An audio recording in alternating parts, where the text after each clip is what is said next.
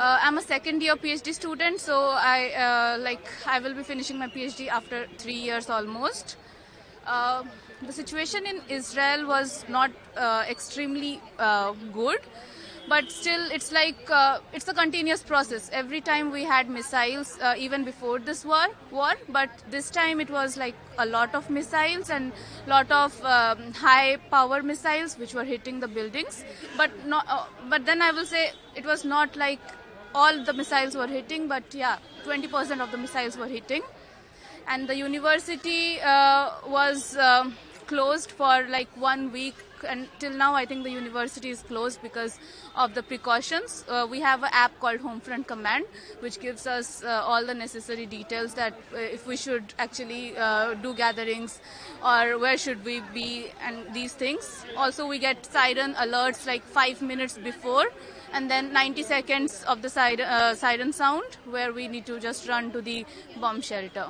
So also the Indian embassy was in close contact with us, and we knew it that if anything happens, then Indian embassy is there to help us. So like obviously I had that trust, so it was really easy, and I had all the hopes and trust, and they did it. Was over there when the Iran and Israel conflict was going on?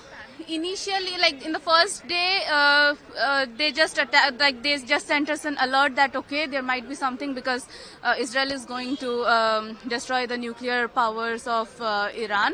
So that night we were sleepless, and after that we didn't get any attack from Israel. But I think next day we started getting many missiles at 3 a.m. or 5 a.m., 8 a.m., like random time, any time, literally like in 2-3 hours, every 2-3 hours they were sending missiles. So basically we were sleepless, we were running to bomb shelters. Apart from that, there was some tension, but it was not that we will die. It was like, okay, we need to be alert that we don't die. We don't stay outside the bomb shelter when there is the siren. How was the accommodation and fooding arrangement over there while conflict? Accommodation, the university provides us accommodation, like not only in this time, but like whenever there is a student, they provide that particular accommodation.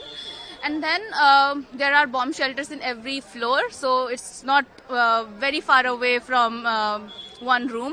It's literally 1 minute away. And then about food, we need to prepare our own food, but then there was not as much disruptions due to the war. Obviously, they were not running in full capacity, but the food stores, the grocery stores and electricity, everything was there. Everything was there, but it was just that we need to run when there was a siren. That was the situation. You have come back to your home state as well.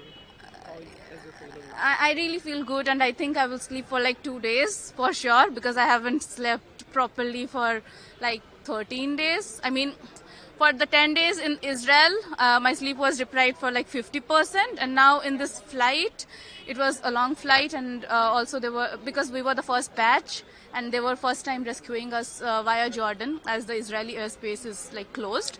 So they managed very well, but it was extremely long. Like we had to stay in Jordan 1 day, as the border crossing took around 10 hours, which was unexpected, as there was like too much crowd. And then in Jordan we stayed for a day, and then we started from Jordan to Kuwait. And yesterday from Kuwait, what happened that there was a missile in between the flight, and then we had to just return back to Kuwait on our way.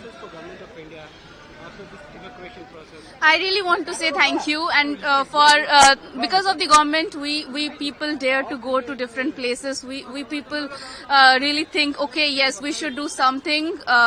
For me, it's like I want to continue my PhD and do good research, and then do something good for my own country.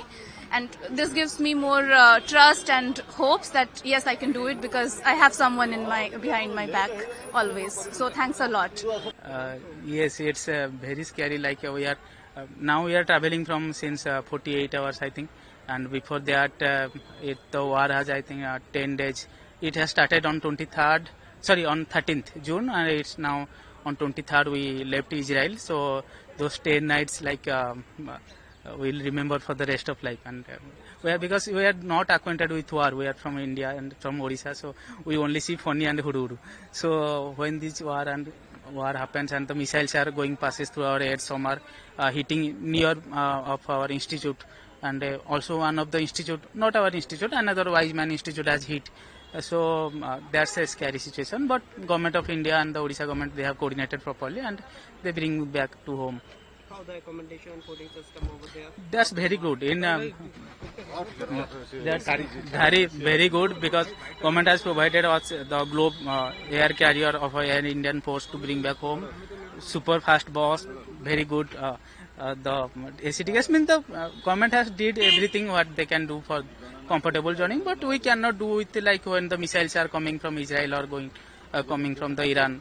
So some of our students, those who are coming in fast batch, they saw when they are in air, the missiles are going through their windows. The situation was very scary. Yeah, it's very scary, but So what is the message for Government of India as I thankful to Government of India, Modi ji, and our Embassy of Tel Aviv, Embassy of Jordan, who have carried from Jordan border to Jordan airport, and also our Government of Odisha, they ensure that we are safety. And also you know that when our Sushma Swaraj ma'am was our minister, she told that if you are from Indian citizen and you are stocked in on Mars, so we will evacuate you. So they are stick to their language. So you know, we are very happy that we are Indian citizens and we are proud of it.